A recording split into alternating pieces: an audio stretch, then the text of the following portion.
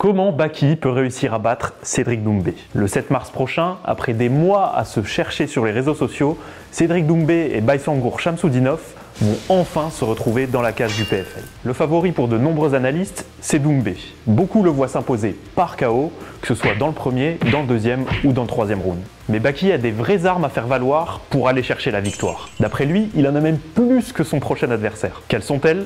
On fait le point. Première chose très importante pour Baki s'il veut s'imposer, il va devoir gommer ses petits défauts en striking. Durant ses précédents combats, on a pu le voir, Baki a quelques mauvais réflexes. Une main qui descend un peu trop face à une feinte, une garde pas forcément hermétique, c'est des petits détails. Mais face à un striker d'élite comme Doumbé, qui a déjà couché tous les plus grands noms du kickboxing, ça ne pardonnera pas. Afin de gagner, Baki devra donc faire très attention en striking. Pour cela, rien de mieux que de limiter les phases où il est à la portée de Doumbé. C'est simple, il doit être soit à très longue distance pour ne pas se faire toucher par Doumbé, soit au contact direct pour empêcher ce dernier d'envoyer des frappes avec de l'amplitude.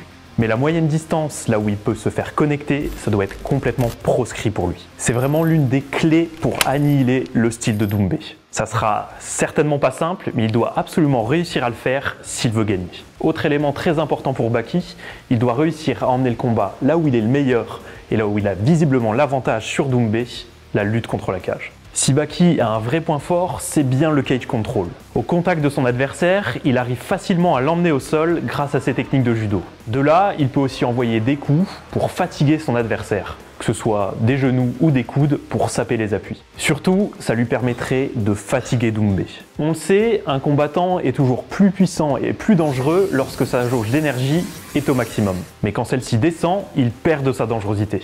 Une idée intéressante pour Baki serait de complètement pourrir le premier round. Peu importe le spectacle et le public, il devrait acculer Doumbé contre la cage, l'emmener dans un domaine où il n'a pas l'habitude d'évoluer pour le fatiguer et donc réduire sa dangerosité.